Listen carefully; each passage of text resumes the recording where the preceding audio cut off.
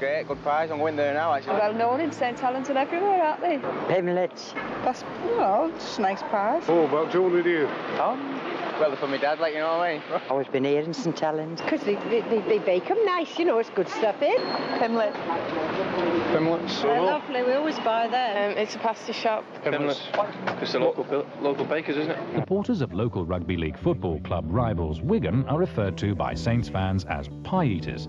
But could they possibly be eating more pies than the townsfolk of St Helens, who buy 100,000 pies each week over the counters of the 13 branches of local legendary confectioners and pastry cooks, John Pimblett & Sons Limited. It all began 75 years ago, when Mrs. Mary Pimblett began making pies from a household oven at 52 Liverpool Road. My grandmother, Mrs. Mary Pimblett, who was part of the Mercer family of St Helens, who were well-known bakers and confectioners, opened her own shop and started baking her own pies and confectionery from the back of the premises in a normal household oven.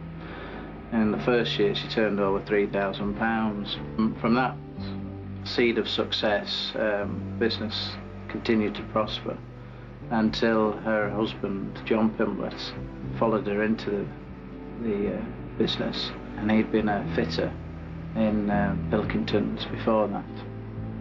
And in the 1930s, my uncle, Mr. Jack Pimbletts, came into the business and was trained in confectionery at Bolton College.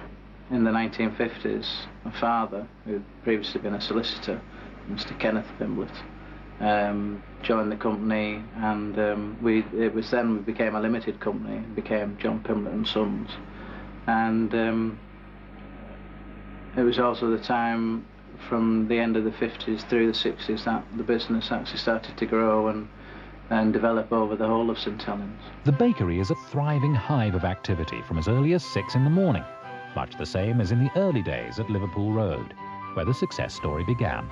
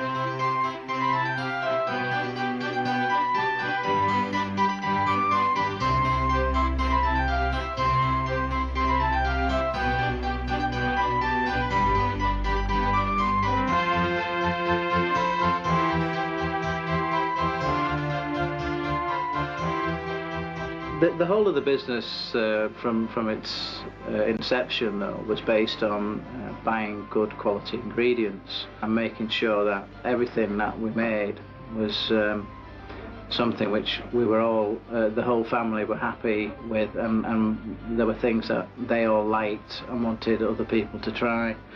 So all the recipes of the pies and confectionery, which we started with in 1921, are still used today. So certainly the steak pies and the meat and potato pies, which were the front runners in 1921 and still are the front runners today in 1996, are made in exactly the same way, to the same recipe, just in much larger quantities. And again with vanilla slices and custard, which are renowned throughout the town as well.